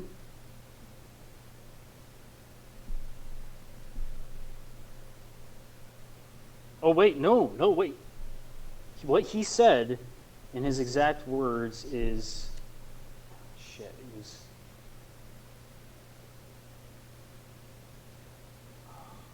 why haven't you, no, I think we should probably go with the first interpretation. I think that's closer. Something along the lines of, "Why haven't you acknowledged me?" Why haven't you spoken to me or acknowledged something? Yeah, something to that realm of effect. And you did not give a verbal reply, you just smiled? I just looked at him and smiled, and that was the end. What do you remember about that smile, what you were thinking or feeling as you gave it? What was the impression of the, not motivation as if it was calculated, but what emotion generated the urge to smile? Well, I mean, it's in the context, and originally when I was saying it was almost like a friend, it was sort of just a knee-jerk, kind of like a jestful reaction. Because this person, at the time, I felt like I knew this person. And so now that I knew he was there and he was kind of being jestful, I just felt compelled to smile. Okay, so the demeanor of the younger man, it wasn't a hurt feelings, accusatory, "Why didn't you acknowledge me?" It was more playful? Yeah, it was more playful. Okay, gotcha. Like I'm sitting right here. Aren't you going to say hi? What am I, chopped liver? Yeah. You're gonna talk to those guys first? You don't even know them. Gotcha, Exactly. gotcha. And then for you, the smile was warm. It was kind of like, what are you gonna do? Yes. Okay, so it wasn't mischievous smirk, as if you had the feeling you ignored him on purpose. It wasn't a chagrined, no. I'm sorry, I didn't see you. It was more of a warm, responsive greeting to a person, a friend that you would know, and someone you'd definitely want to acknowledge to make them feel important. Mm-hmm. Okay. Well, I think telling the dream took like 20 minutes, and going back through it took another hour. What a whopper, huh? You never know. You never know how long these things are going to go. And I dug in. This is fascinating. You just reading your initial part. I would love to see this as like the opening of a movie. This is like blows my mind. That's how it. And then where do you go? Then where do you go with that, right? Yeah. So here, speaking of going somewhere, I didn't expect we'd be talking this long. I need to pee like a freaking racehorse. So I figured just take like 5 minutes to run and grab some water and go to the bathroom, and then we'll just leave the stream running, and we can pause it and start up a new one when I come back. Okay. Do you want to do that? You want to pause it, and we'll just take a quick break, and we'll do a part 2? I'll probably just stick around here and wait for you. Take your time. I'm in no rush.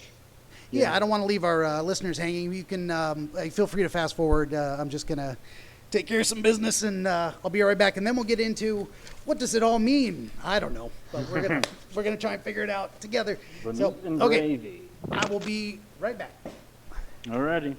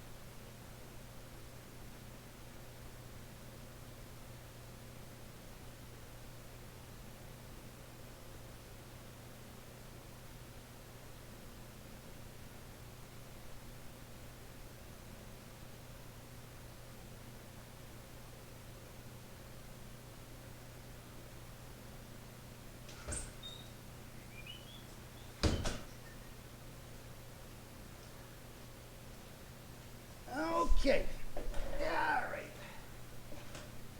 All right. Luckily, I'm out in my garage, and I can just step outside the back door and kill some weeds. So, all right. That's probably TMI. Hello, dear listeners. So, I say that a lot. So, I'm going to need to break myself of that bad habit. Mm-hmm. But I got to gather my thoughts. I'm not. So, let me just say. So, we've done the first 2 steps of the process. I think I'm getting some feedback, possibly from your end. Are you there? I'm sorry. Yeah, there's a little bit of audio cutting out on your end. Okay. I thought I was getting a little bit of audio coming back through from your end, which we weren't getting before. Did you change something? No, I'm in the same spot, and I haven't touched anything. Okay. Well, I'll just try to... a connection issue, possibly. Possibly. Do you have the setting where it cancels Discord's own output? Like, so your microphone doesn't pick it up? Quick. Yeah. auto sensitivity. Is that what you're talking about? Could be. Let me test this. Does that sound any different? The true test will be, can I hear myself? And I don't think I can. Okay, that's good enough. Yeah. It didn't bother me before. I didn't even notice it. Nah, I think we're fine. This is low tech, high resolution. So we went through the first two steps of what I like to do. You tell your story. We go back through. I try and pick out some more details. Now we get into how we make sense of it. Can we? I don't even know. Maybe it is what it is. And sometimes dreams are just fantastically bizarre experiences that we love to experience, but you just can't make sense of. And it doesn't always have to make sense, but there's usually something to it, you know. So the first thing I like to ask is, having gone through the process of telling it once, telling it a second time with extra details pulled out that maybe have never been brought forward before, do you have a new sense of understanding about it, or a new impression of what you experienced? I think I definitely have a better impression, specifically from just focusing on the details, because those are things, when I look back in my memory at this dream, I don't typically do that. I don't typically pick at the details and force myself to really think about those kinds of things. So that's really interesting. Yeah, and that's really something only someone other than yourself can do. It's really hard to do those things yourself, of like, what is relevant, what you can relate what you saw, but then it takes someone else to ask you, did you also see this? What about that? And then you can go, oh yeah, I did, or I didn't, or, you know, it matters or it doesn't. So definitely having this be a collaborative process is one of the best parts, because you're gonna get more from it. So in that sense, did the new details give you a different understanding or conceptualization, or change the way you looked at it since the last time you thought about it? I don't really think it really changed the narrative, so to say, but maybe those added details sort of helped me to... No, I'm not really sure. Okay. I hate to do that to you. I want to give you an answer, but I don't think I don't think I can. No, that's okay. As I said before, you don't have to have an answer. I don't know is a perfectly acceptable answer, and better than making something up, just for the sake of giving an answer. What I'm reaching for, I guess, is just having gone through it. If you have your own personal revelation or experience of the meaning, and whether going through that process brought that out. I don't know if I asked the same question in a different way, and you still have no answer. Do you have an answer as far as what you think the dream means to you? Have you always had an answer, and that answer remains the same? No, I've never really had an answer of what that could mean to me. Okay. Fair enough. Which is why it's always helpful to have a dream analyst say, let's get down to the details and check this shit out. Yes. So I'm going to go back through my notes here. So you wake up inside, and suddenly you're there. You're inside on the reverse side, upside down, the inside of the beach ball, and there's no confusion, but rather there's a sense of familiarity, as if this is perfectly comfortable and normal. So to me, excuse me, when I stepped outside, there is smoke hanging in the air. You can see it like fog would roll through in the wintertime, in the fall, these fog banks. It's cloud you can see just everywhere. Wow. So, dear listener, I'm going to be a little froggy. That's just the way it is. Okay. What was I saying? Comfortable, normal. So it's relevant to my mind, or it stands out to me, that you're in this completely fantastical setting, somewhere you could actually never physically go, and yet in your mind of course I'm here. This is normal. That even being someplace completely amazing. What's the word I'm looking for? I'm looking for, it's, when I say fantastical, I mean like fantasy versus reality, that you didn't have the experience of being out of place, or that it was surreal, but that it was perfectly normal for you to be there. Exactly. Yeah. Not you were not out of place. You were right where you needed to be, or somewhere. What am I trying to say? Somewhere you belonged. Okay. Which is quite different looking from the end of the dream, where you were considered by the only other persons in the entire experience looking at you like you're not supposed to be here, or at least they're surprised you're there. Yeah.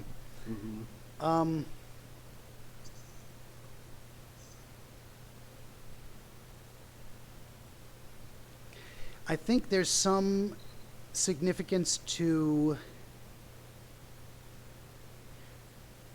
the experience of wonder and beauty, the paradise, the idea that you would, even seeing the earth from the inside out, recognize it as something special, something important, something of value.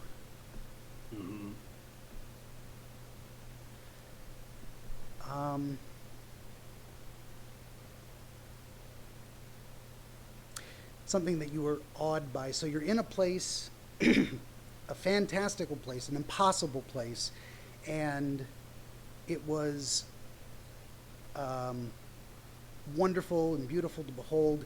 And I'm struck by the idea that not only would the earth be completely hollow and you could see through it, but that there's this blue kind of dwarf star in the middle that didn't really give off a sense of radiation. So it wasn't dangerous, as if you got too close you'd get burned. No. Yeah. Yeah. So you've kind of, in a way, there's a feeling of, say, I don't know why the word transcendence comes to mind. You've gone from what a normal human being can experience to now seeing the entire world itself from the inside out. Almost, and you had that feeling as well of things being like a secret knowledge, like that's what those persons were trying to protect, or something they had that you didn't. I feel it alludes to that. Like there was something they knew that other people didn't, and they were just somehow comfortable in that. They just wanted to be to keep something that way.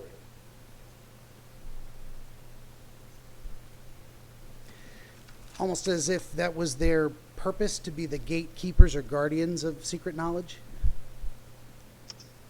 Yeah, maybe like they are somehow responsible for it. Did you get the sense that they felt they had failed in any way by letting you sneak in? No, I don't think so. No. Fair enough. Just a detail I didn't think to ask at the time. Okay. Sure. Yeah, I feel like there's something more to the star. I mean, I'm kind of going back through this again chronologically because it'll help me with my notes. That the star. Do you relate the blue star to anything? I mean, the first thing that came to my mind was When You Wish Upon a Star, the blue fairy from Pinocchio. Oh, does that have any relevance to you? No, it doesn't. But that's an interesting parallel.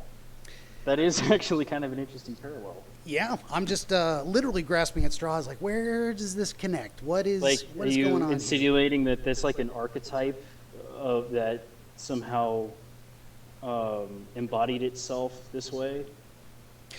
It very well could have been. I mean, a lot of these things are related to your personal experience. So you could have said, oh my God, yeah, that's exactly, wait a minute. And that'll open a door in your mind and take you down another path. I rattled a doorknob, it didn't come open, and that's fine. But I'm still trying to tease out what's going on with this blue star, because I think did you get a sense that it was doing anything purposeful, like it was there for a reason? Yes. It seemed like it was the central axis on which the Earth spinned. Okay. Kind of like it was the soul of the planet. Okay.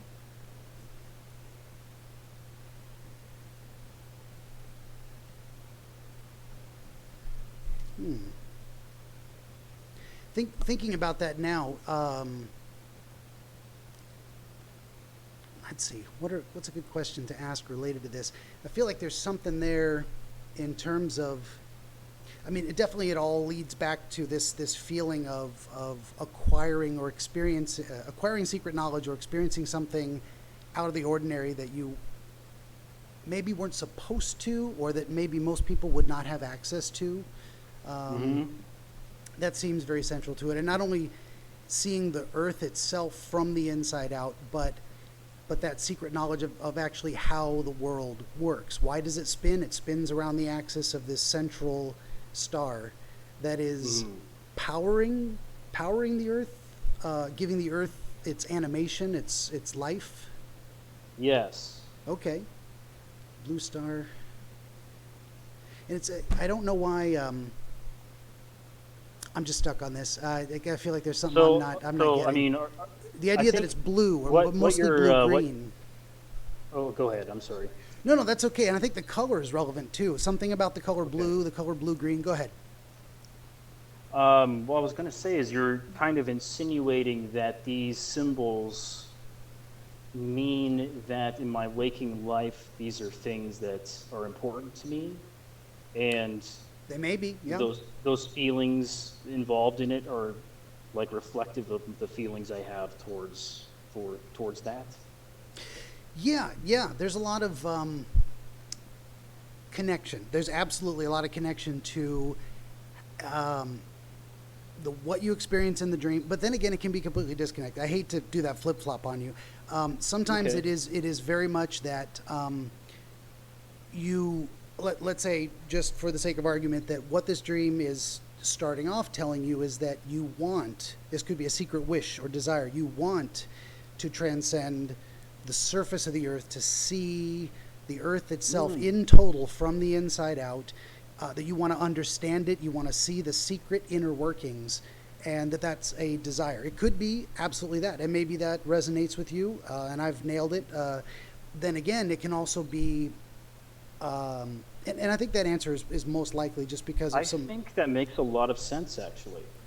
Do you find yourself to be generally an inquisitive person? You like to understand how things work? Yeah, and I'm the kind of person that really doesn't like. I don't feel comfortable just being complacent with the surface level of things. You want to get underneath the skin. More comfortable. Yeah, I want to know the ins and the outs. Yeah, and from that perspective, I like being surprised. Oh yeah.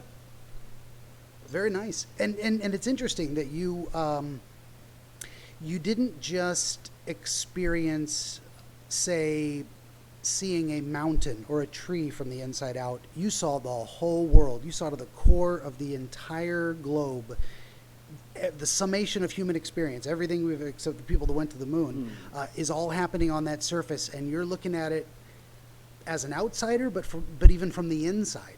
You're like, right. Yeah. I can see it all from here. That's fascinating too. I love that. That resonates with me a lot too. I'm like, damn, I wish I had this dream. That was an amazing experience. Well, maybe you will. Maybe I will now that you've gone through it.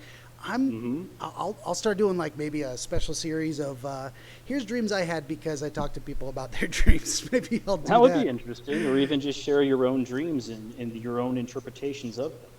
Sure. And actually, I do have a couple from 20 years ago. That what started me on this was, and maybe I'll get into those two specific dreams and doing dream analysis for a college class that really opened my eyes to like this is kind of cool and it actually works.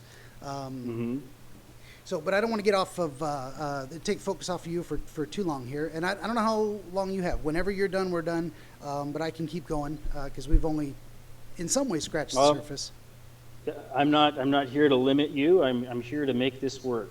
So as long as it takes. Okay, I appreciate that. We're both being respectful of each other's time. I appreciate that. It's also interesting to me that you the view from the inside you were seeing was primeval, and you described that as being so. What you're seeing is not just the current state of the world, but like far back into Earth's history, from the inside out. A very fresh kind of a world where humans haven't really changed things. You mentioned paradise, a very unspoiled landscape of limitless potential. I think you described something like that. Yeah. That does that speak to anything in your life? The desire to start fresh from something unspoiled and make it your own, or have some impact on it? Yeah, I think it does. It speaks to a desire for novelty. Okay. For something new to explore, to understand. That's completely novel. Okay. That's good. I mean, a lot of people enjoy novelty. I'd say that's kind of a human experience of we're all looking for something new and interesting, but that desire for it varies greatly from person to person. I'd say for you, it's probably a very deep desire of show me something I've never seen before. Let's do this, So if that makes sense to you. Oh, yeah. That it's a strong motivating factor perhaps in what drives you to engage with the world around you. You want to see it from the inside out. Not only that, you want to see it like it's never been seen before. Right.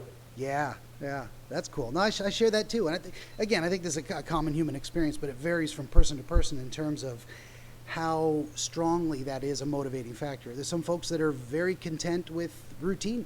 They just, it's Thursday, it's Taco Tuesday. We have tacos every Tuesday, and I like that. I look forward to that. And some people are like, I've never been to that restaurant, let's go, Kind of an explorer. I'm kind of fine with both those options. Taco Tuesday sounds pretty good to me.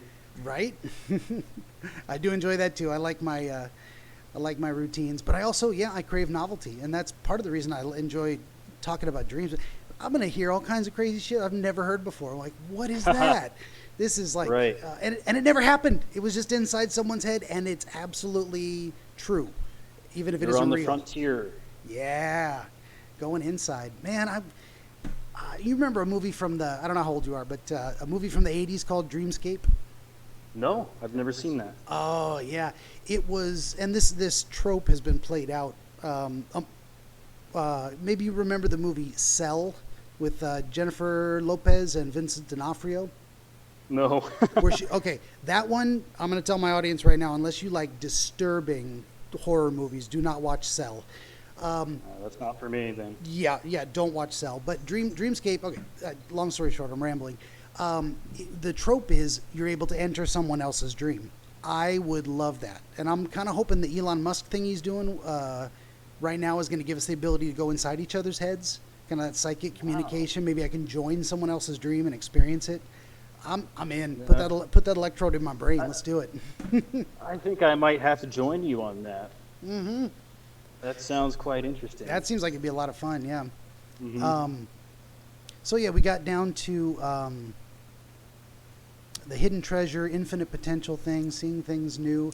I wish I knew more of what to make of the sudden transition to the mansion. The idea of that teleportation of like you're in one place, you're in another. You didn't have any experience of why that happened. You didn't have any thoughts or feelings immediately prior to that. Like I want to see more. No, Okay. No, it just kind of happened. Fair enough.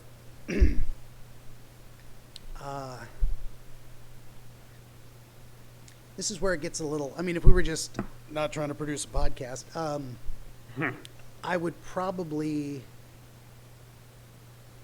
take my time, have more dead air, and think things through. Trying to keep the conversation going and keep my analysis forthcoming. So sometimes I'll repeat myself in terms of saying, I don't know what to make of that. I think there's something significant in there. about the nature of the transition. Then again, maybe Right. not. Sometimes dreams just shift over to a new phase, and it doesn't really mean anything. Well, I mean, if it's more, if it's easier for you and you want to like split this into a two-parter or something, we could continue this later and give you more time to analyze if that's something you wanted to do.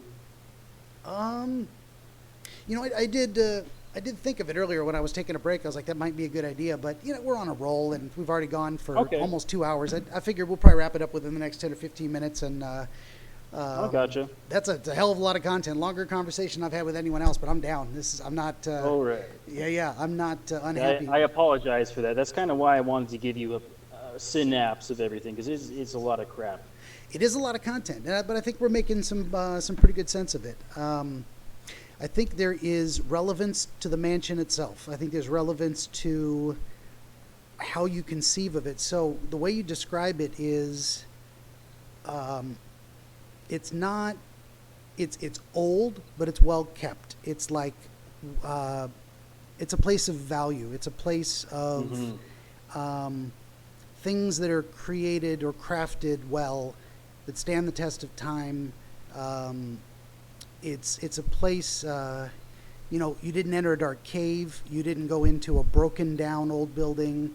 It was kind of a vibrant place, a place where people occupy it because you found some people there, Yeah. and where it's well cared for. It's well kept, yeah. and it's used. It's definitely used. A place that is used, and I'm struggling for the words myself a little bit. It's a place, I don't want to say ornate, I don't want to say, damn it.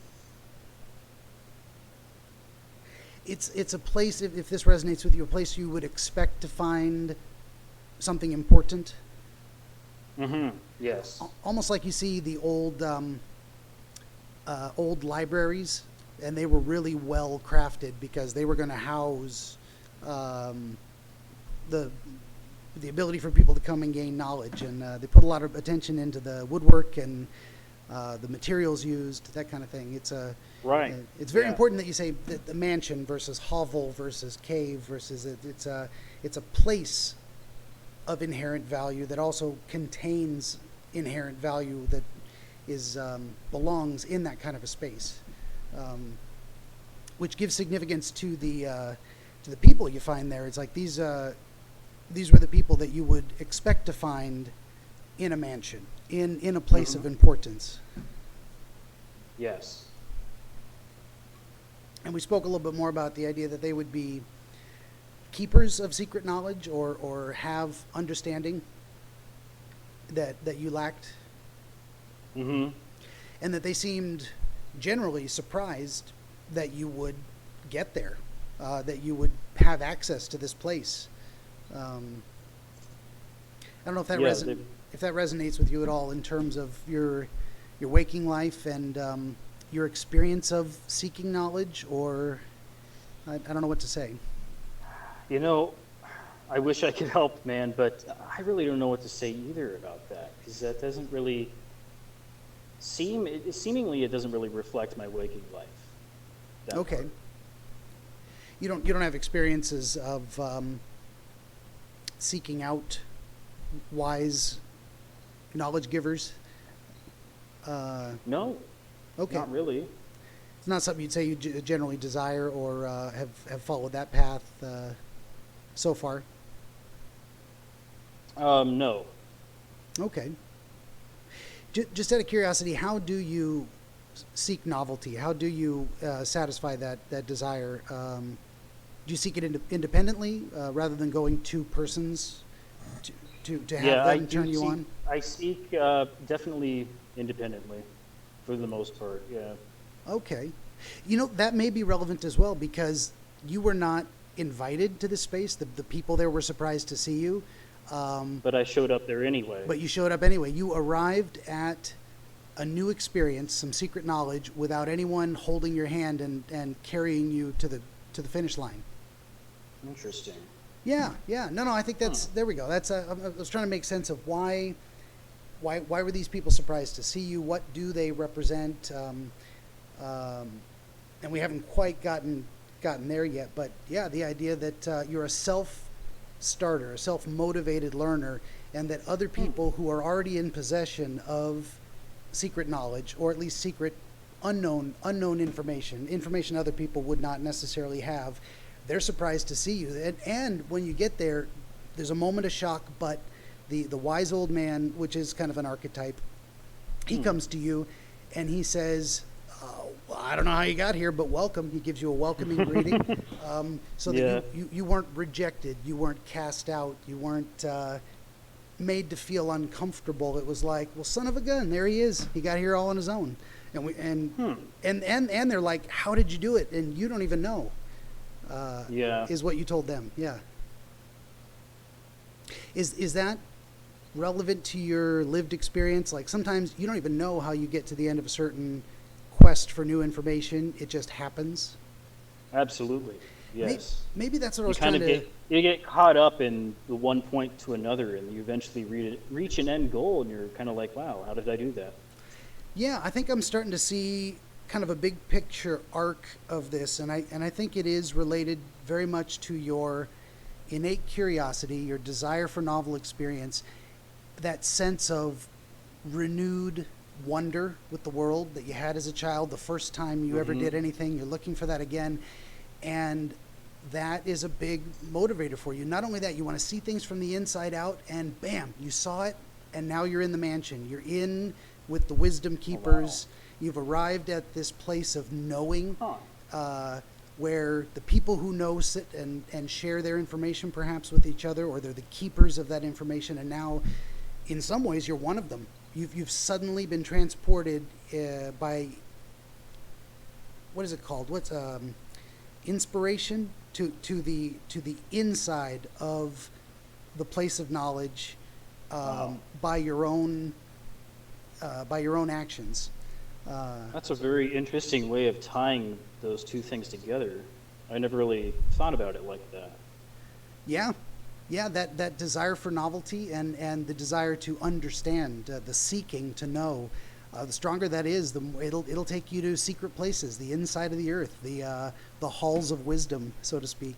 And we didn't even get it's interesting too that you had this experience of suddenly you're inside the mansion, but you're not in the room.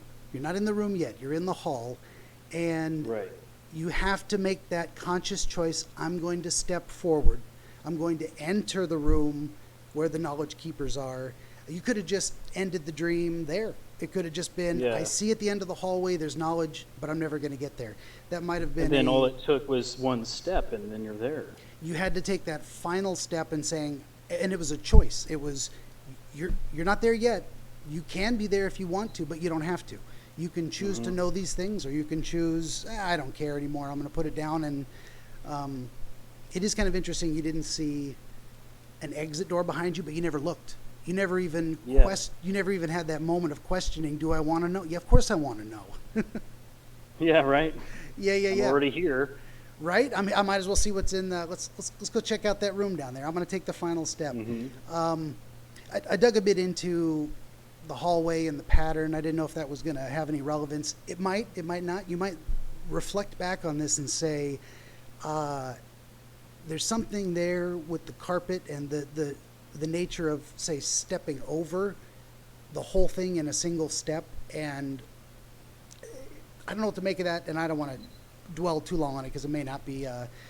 Sometimes you just get dream images and like, well, the hallway had to look like something, and so that's what you imagined. It has a carpet because they usually do.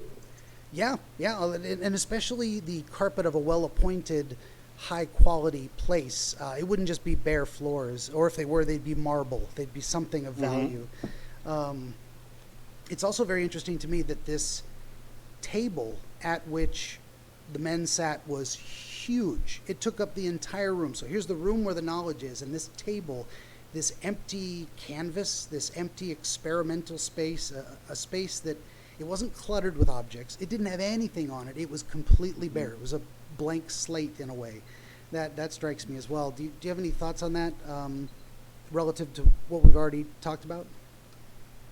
Well, I think your interpretation of that's really interesting, that it's like a canvas, a blank canvas where people would gather around and discuss anything, and there's nothing quite on it right now. It's open to potential. Yeah, again, an expression of that potential of like, what we could do here? Anything could happen on this table. Anything could be put onto this table for examination or consideration or further study. Figuratively, my whole life is kind of like that. It's like, it's just a canvas, a table. You in a way conceptualize your lived experience as a place where it's set up, it's designed to be explored and to have useful or interesting things put upon it to be examined. Mm-hmm. Yeah. Yeah. Yeah, and not to deviate too much, but you could have had a much different experience of the room, that it was a giant cavernous room, but the table was tiny. Or even if it was a giant table, the room was that much bigger. But for you, the room was finite. It was large, but it wasn't cavernous. And not only that, but the space for exploration was completely empty and ready and huge. This huge table, lots of workbench space, kind of a thing. Mm-hmm. Yeah.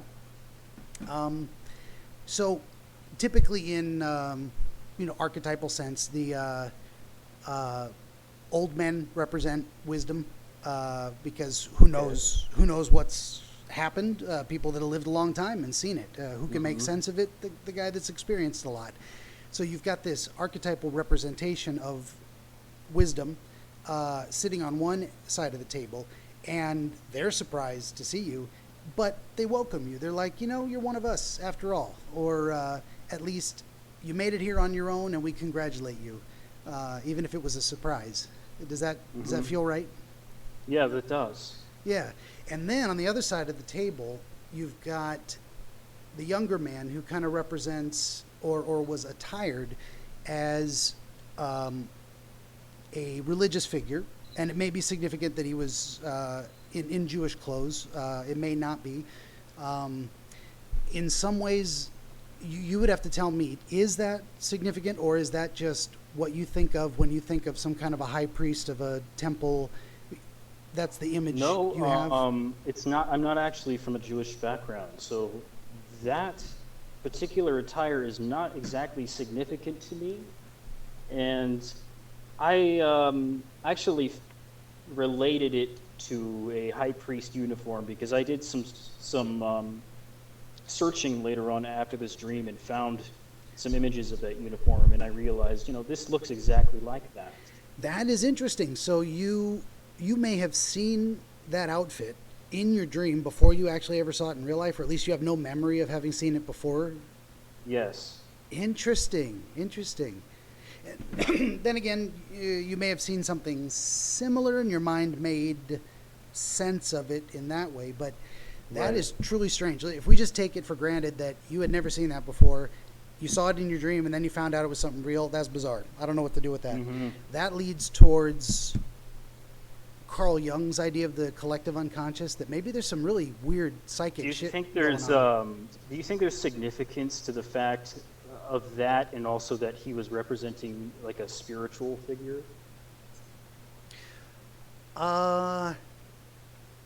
Well, yeah. I mean, certainly if you do, then it's absolutely relevant. I mean, you came to that kind of on your own. I don't know. And also maybe like the fact that he's at one end of the table and the other guys are at the other end. Yeah. It does show a separation between even the wisest of old men, perhaps, and at the other side of this long, huge space for experimentation, exploration, a table you can put anything on the opposite side, in a sense it would, I would be able to understand it better if, say, the table had been long, lengthwise down the room, and that on your end were the old men, and on the far end was the religious figure. But to have it broadside, to have on the left side of a long table and then at the opposite side of the long table, honestly, I'm not sure what to make of it. But okay. I think that is an important point to the dream itself. Something in your unconscious is telling you these things are separated by this space, and that maybe they represent different things. Maybe they're separate but equal ways of. Let me back that up. Yeah, they're on two ends of the same table, but they're sitting at the same table. So it's like they're separate, yet they're involved in the same thing. Yeah, they're definitely related to each other. They're in the same room. They're sitting at the same table, but they're not on the same side of the table. It's not like all three men were on the left together. There's two on the left and one on the right. So there's something significant there to that separation. And I was backing up a little bit because initially I was starting to say maybe they represented two separate but equal ways of knowing. But then I thought, no, wait a minute. There was two men on the left and only one on the right. So in one sense, it took perhaps two wise old men to equal one young spiritual leader representation. In that way, did you get a sense of balance on the table? Like it didn't feel off or unusual that there would be two on the left and one on the right. It felt balanced. Actually, now that you mention it, I feel like the man on the right was sort of, even though he was younger, he was the authority. He was looked up to as like an authority figure. Gotcha. Maybe not like he's in charge, like a commander or anything, but he's looked up to as a figure that needs to be heard. Yeah, well, there's different. Excuse me, hold on. Portland still on fire. Yes. Oh. No, it's okay. I'm just a little froggy, but I don't want to stop, of course. No, that's very, very significant. You would say that. What was I trying to say? That there's different kinds of authority. There is the authority of being in a power hierarchy where people are obligated to listen to you. You have the decision-making power. But then there's the power or the authority of competence. The idea that this guy just knows what he's doing, and he knows things that other people don't, and that gives you a different kind of authority. You may just be one guy. You don't have any real power, but man, if someone wants to know how to get it done, they should listen to what you're saying. So it sounds to me like that's the kind of authority that guy was imbued with. He knew things, and he was someone to be listened to and deserved respect for that reason. Mm-hmm. Did you get the sense that and you had that sense that the old men in the room looked to him as a leader? Yes. Okay. And then the interaction at the very end between you and this competent, authoritative spiritual leader, he was giving you a hard time. He's like, hey, you going to acknowledge me? You going to shake my hand? Yeah.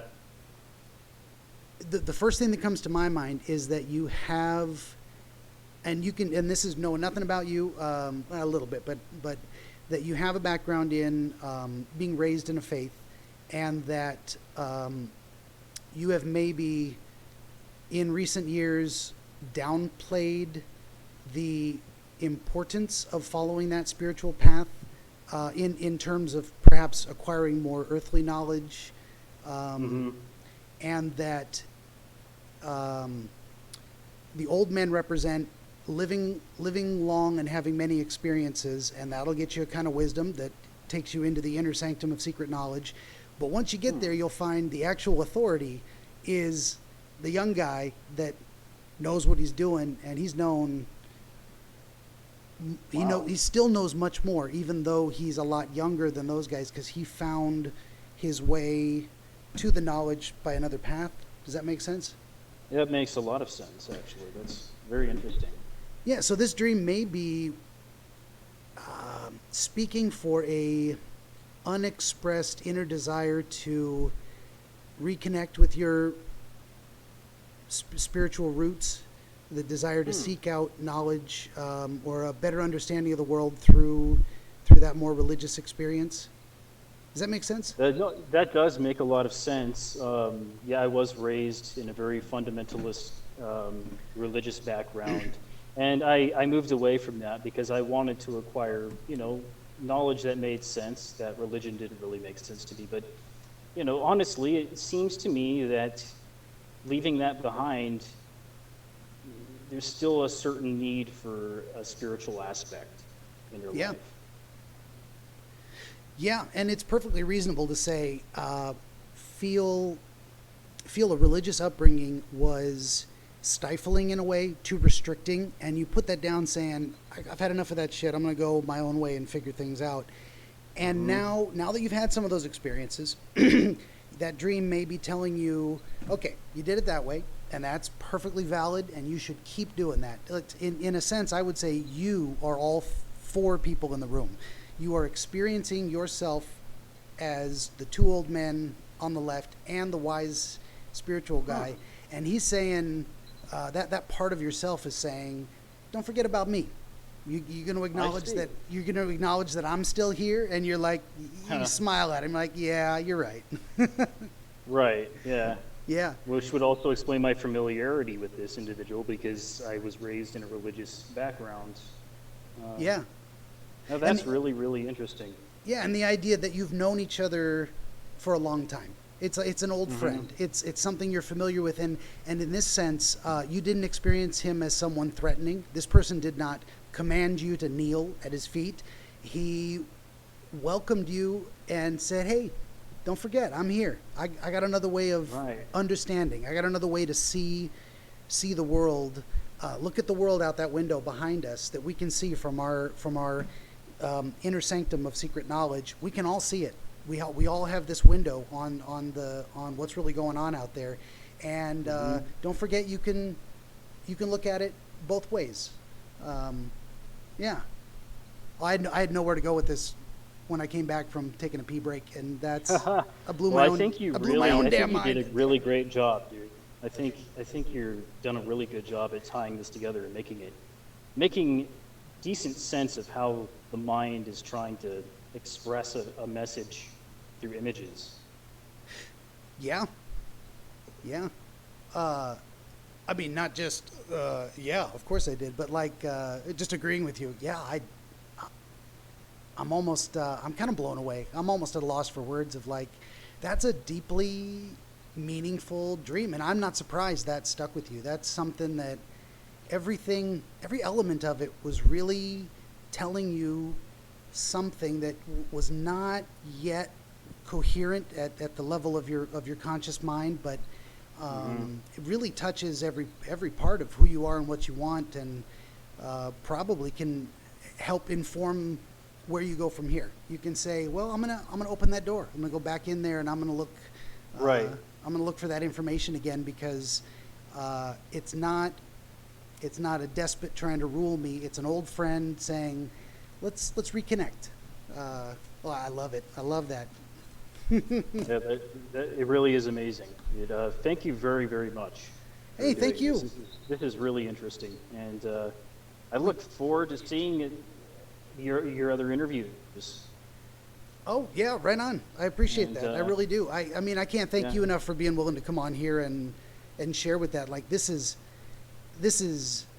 I mean, just me sitting alone in a room talking. No one's going to listen to that. I'm not that interesting, but give me something to work with, and I hope I can make something meaningful out of it. Yeah. So I really appreciate you and everyone listening. I hope this has been entertaining as well, and that maybe you learned something about yourself, and that you'll join us all next time for another exploration. Yes. Thank you, everyone. All right, I'm going to go ahead and kill the recording, and we can chat a little bit afterwards. All righty. All right. Thanks again. Sweet dreams, everyone.